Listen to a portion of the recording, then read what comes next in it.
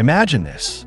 Tanks rolling down Pennsylvania Avenue, flags waving, jets screaming overhead, and one man, Donald Trump, smiling at the spectacle. But across the country, millions weren't celebrating. They were marching, shouting, holding signs that read, "No crowns, no thrones, no kings." On June 14th, 2025, Flag Day, Army Day, and Trump's 79th birthday, America witnessed the biggest protest since his return to office. It was called the No Kings Movement, and it wasn't just a march. It was a warning. Let's break it down. This was no ordinary protest. Over 5 million Americans took to the streets, from small towns in Iowa to the heart of New York City. In all 50 states, even overseas, U.S. citizens joined in. Why? Because the people saw a pattern.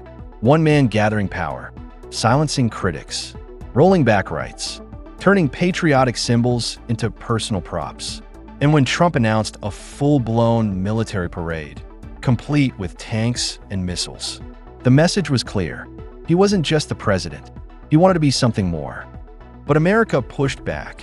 This protest had a name for a reason. No kings.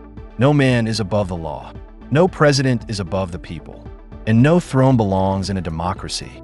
So on that symbolic day, while Trump smiled from his golden stage, the rest of the nation marched in defiance. Philadelphia became the beating heart of resistance. Over 80,000 people flooded the streets. In Los Angeles, protesters blocked entire highways. In Chicago, even wrestling legend CM Punk joined the crowds. And in New York City, actor Mark Ruffalo took the mic. "You are the avengers of democracy," he said. "No one's coming to save us. It's up to us." From teachers to truckers, veterans to students, they marched not with rage, but with resolve.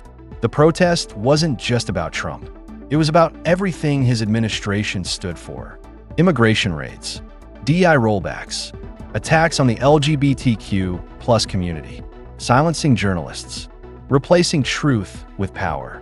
And yet, the protests stayed peaceful. Mostly, there were incidents. In Minnesota, a politically motivated shooting. In California and Virginia, drivers tried to run into crowds. In LA, tear gas clouded the air. But the core message stood tall. You can't tear gas democracy.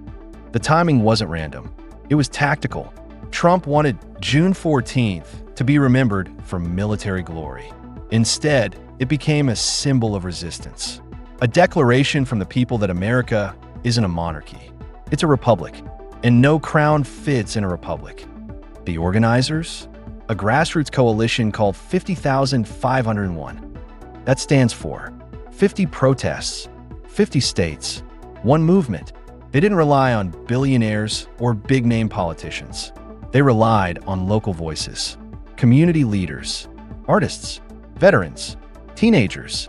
Because this movement wasn't about politics. It was about the people reclaiming the flag. Let's be honest, some called it just another liberal tantrum. But the scale was undeniable. It was the largest single-day protest since Trump's first term. And it's only the beginning. So what happens now? The No Kings movement lit a fire. Organizers are already planning town halls, voter drives, and court challenges. They're not just marching. They're building a movement, a message, a moment in history. And if Trump or anyone else thinks they can silence millions with tanks and parades, they just learned one powerful truth. The people still rule. If this moment moved you, if you believe in real democracy, not stage power, then hit that subscribe button. Join the channel, join the conversation, and keep the flame of freedom burning. Like, share, comment, because No Kings means we all have a voice. Let's make it louder.